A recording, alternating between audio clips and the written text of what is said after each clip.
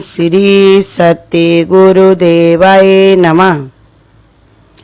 गणेश चतुर्दशी की हार्दिक हार्दिक सबको शुभकामनाएं।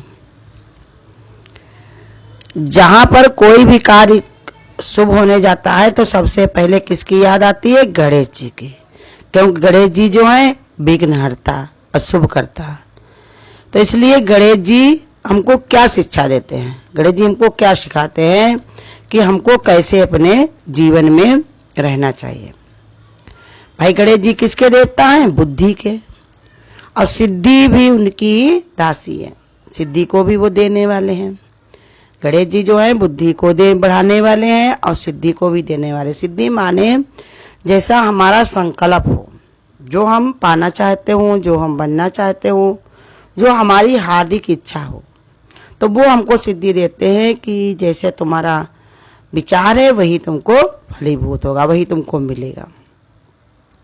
जब व्यास जी ने महाभारत लिखी तो उन्होंने गणेश जी का आवाहन किया। व्यास जी जब लिखने बैठे महाभारत तो उन्होंने गणेश जी का आवाहन किया। तो क्यों गणेश जी का आवाहन किया? क्योंकि वो जानते थे कि ये गणेश ही ऐसे हैं जो विघ्न को रोक सकते हैं। क्योंकि कोई भी कार्य कोई करने बैठे तो सबसे पहले कोई न कोई विघ्न जरूर आता है, चाहे कोई अच्छा कार्य हो और चाहे कोई, कुछ लोग बुरा कार्य भी करते तो उसमें भी पहले आह्वान करते। जैसे कोई चोर डाकू होते वो भी कोई बजरंग बली की पूजा करता, कोई दुर्गा जी की, कोई काली जी की।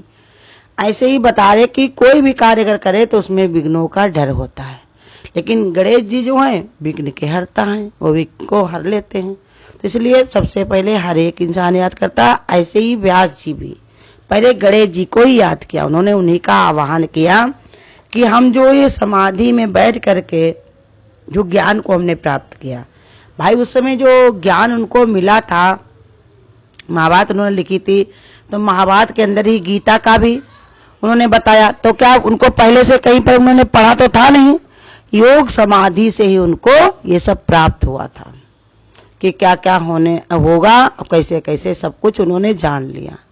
अब व्यास जी तो वहां जहां लड़ाई हो रही थी, गीता सुनाई जा रही थी, वहां पर व्यास जी तो थे नहीं, या जिसके जिसके अंदर क्या क्या भरा हुआ था वो तो व्यास जी ने सुना कहा नहीं था, लेकिन वो अंतर्मुख होकर समाधि में बैठकर हर चीज का ज्ञान कर लेते थे, क्योंकि उनके अंदर निष्कामता थी। निष्कामता के कारण उनके ऐसी सिद्धि मिल गई थी, ऐसा विचार हो गया था। जैसे वाल्मीकि जी को बताया कि वो इतना भगवान की भक्ति में रत हो गए तो पैदा होने के पहले ही रामायण को लिख डाला।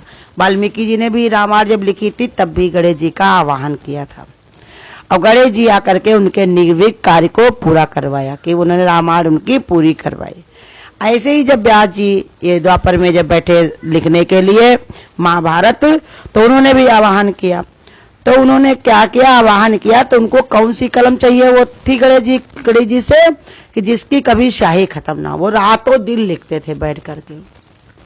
तो गणेश भगवान ने क्या किया? गणेश भगवान से बताया कि हमको ऐसी कलम चाहिए जिसमें स्याही कभी खत्म ना हो और अलग से भरनी ना पड़े, डालनी ना पड़े, उसकी जो वो निप होती वो बदलनी ना पड़े, कुछ भी करना ना पड़े, चलती रहे लगातार चलती रहे।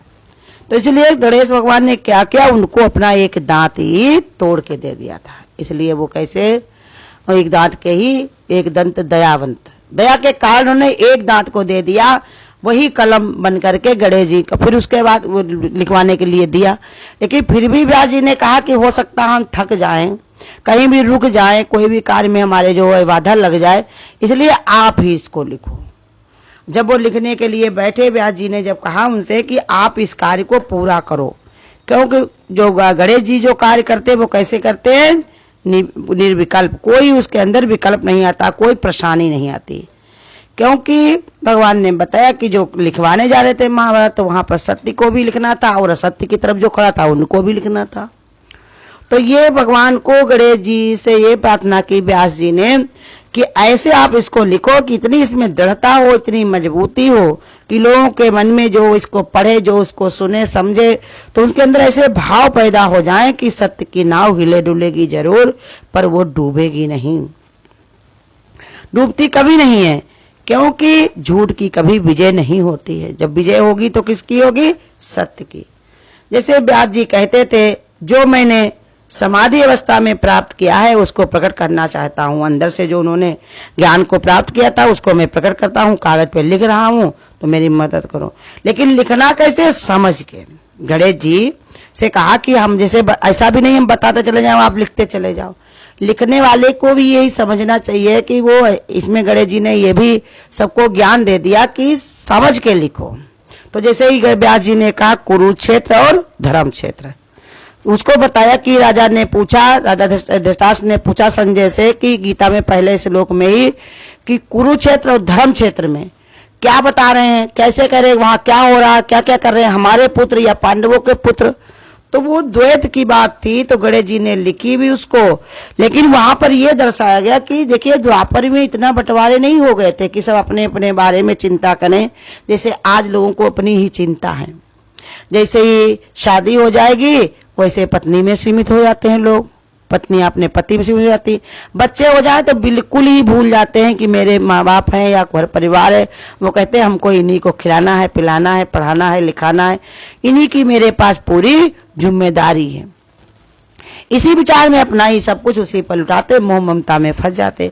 लेकिन पहले ऐसा नहीं था, द्वापर में पूरे पूरे परिवार सब साथ साथ में रहते थे एक प्रेम से। लेकिन वहां पर भी कैसे धृतराष्ट्र के मन में आ रहा है कि देखो हमारे पुत्रों ने क्या किया और पांडवों के पुत्रों ने क्या किया, माने पहले ही उनके अंदर द्वैत आ गया।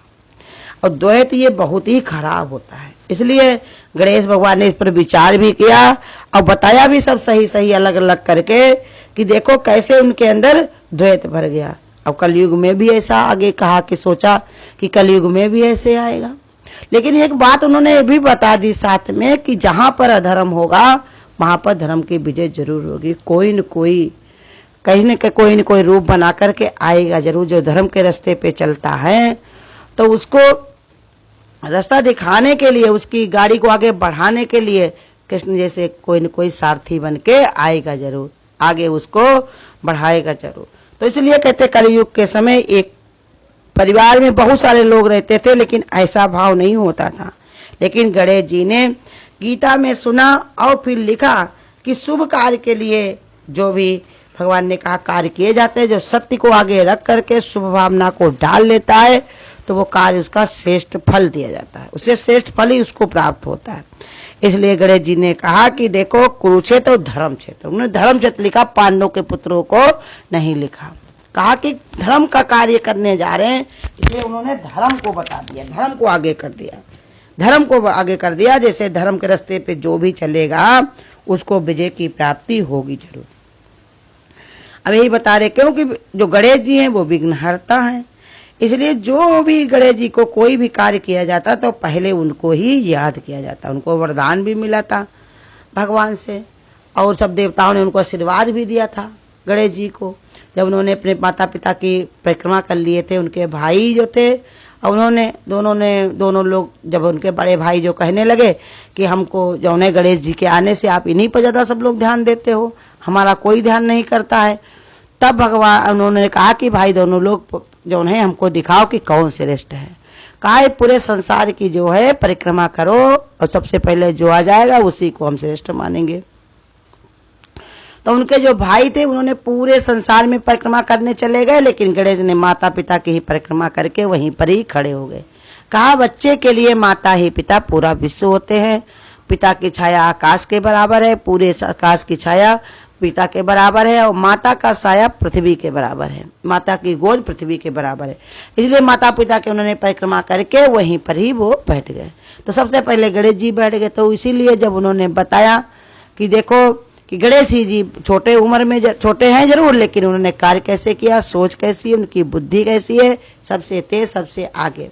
तो इसलिए उनको ये वरदान भी मिला कि कोई भी कोई कार्य करेगा तो पहले आपको ही याद करेगा। बिना आपके याद किए, भले बिना आपके सुमिरन किए कोई कार्य किसी का पूरा नहीं हो पाएगा।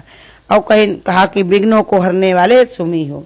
और बताया कि गणेश जी का जहाँ पर कोई आवाहन किया जाता है तो वहाँ पर स्वास्तिका जरूर बनाई जाती है, जो बनाई जाती है कोई फूल वो रोली से बनाता है, कोई चंदन से, कोई कैसे बनाता है।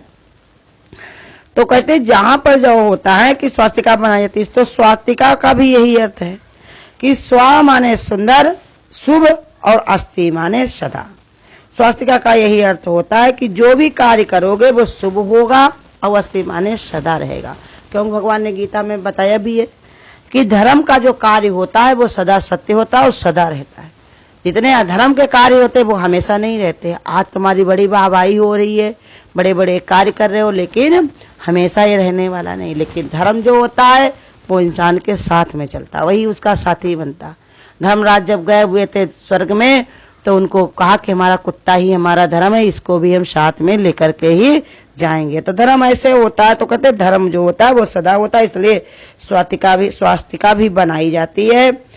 और इसमें ये भी बखान किया बताना होता है, भाव ये डाला जाता है कि जिसकी मनोवृत्ति शुभ होती है तो उसके कोई भी कार्य जो है बाधा नहीं लगती, सब निर्विघ्न होते हैं।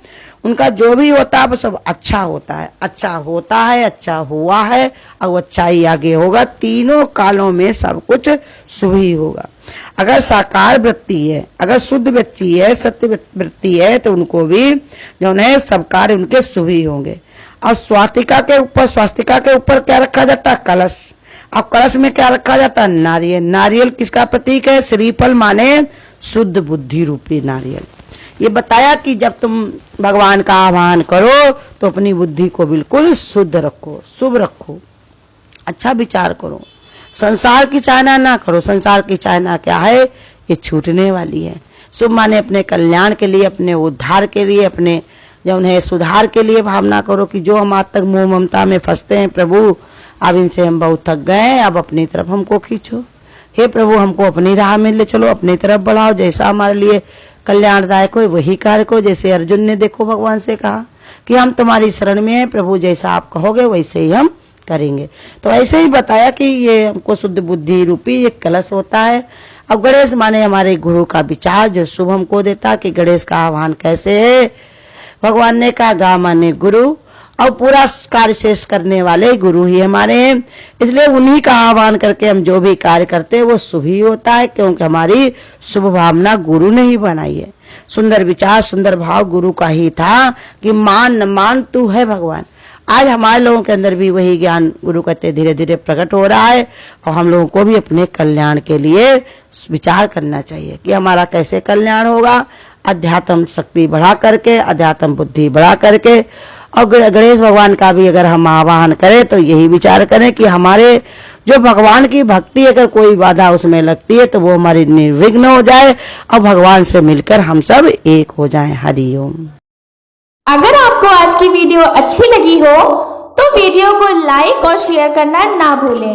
आगे की वीडियोस देखने के लिए चैनल को सब्सक्राइब करें और नोटिफिकेशन